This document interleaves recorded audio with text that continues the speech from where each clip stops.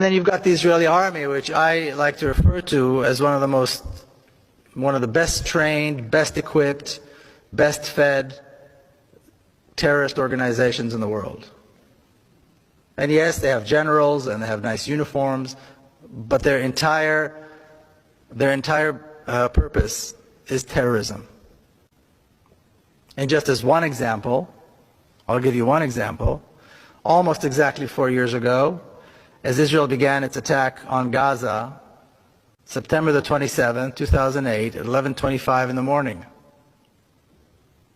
what I refer to as the most shameful day in the Jewish history, the most shameful day in the history of the Jewish people. Israel began carpet bombing Gaza, and on the first day of what was to be a 21-day attack, they dropped 100 tons of bombs.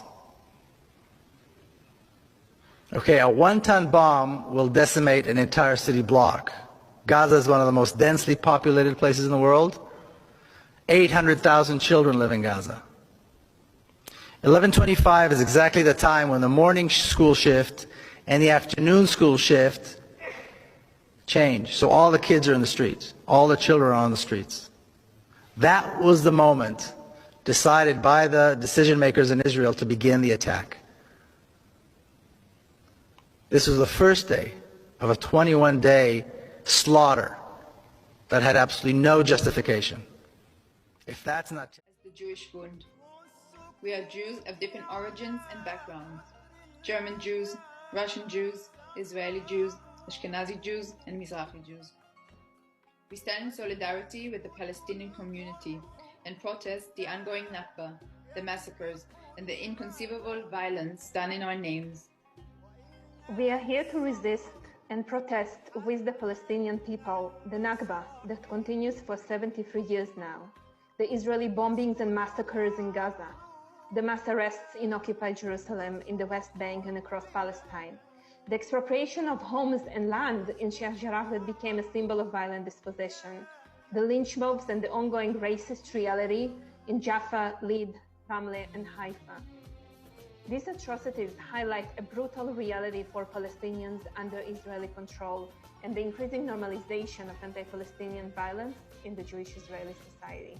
The Palestinian right of return remains silenced as the Israeli state is determined to continue the ethnic cleansing, the same ethnic cleansing it has engaged in since 1948 in the attempt to remove Palestinians from Palestine, physically and culturally. This is not a conflict. This is a system of colonial violence in which the political, military, and economic supremacy of Jews over Palestinians is a foundational aspect. The fact that someone like me, who grew up in Brooklyn and Berlin all their life, has more legal rights in Palestine than a Palestinian whose family has lived there for generations is a profound injustice of colonial logic, of ethnic cleansing that aims to replace one people with another. Because as Jews we experience German anti-Semitism on a regular basis, it is all the more appalling that accusations of anti-Semitism are often used as an instrument to silence demands for Palestinian human rights. The criminalization of Palestine solidarity is rising in Germany, and it is undoubtedly a backlash against the power and growth of Palestinian solidarity movements in Germany and worldwide. Germany's Anti-Semitism Commissioner, Felix Klein, revises history by projecting all anti-Semitism on migrants. It's ironic that Germans are worried about anti-Semitism being imported, instead of reflecting on their own family histories and dealing with the extensive racism against people of color, migrants, and refugees in Germany. We resist the exploitation of Jewish history as moral justification for Israel's crimes. Like many revolutionary Jewish figures before us, we align ourselves with anti-imperialist and anti-colonial struggles in the past and present. We stand for a free Palestine. The criminalization of the Palestinian struggle for rights and justice is not limited to the Israeli government. Police brutality over the past week in Hermannplatz, in Rathaus Neukölln, in Sonnenallee shows that the Berlin state's willingness to suppress Palestinian voices of resistance to injustice, while the corona deniers and the neo-Nazis are laughing and shaking hands with the police. Just like our comrades in Palestine spricht, denounce anti-Semitism and make it clear it has no space in the Palestine solidarity movement, we denounce anti-Palestinian racism, and are proud to be part of the struggle.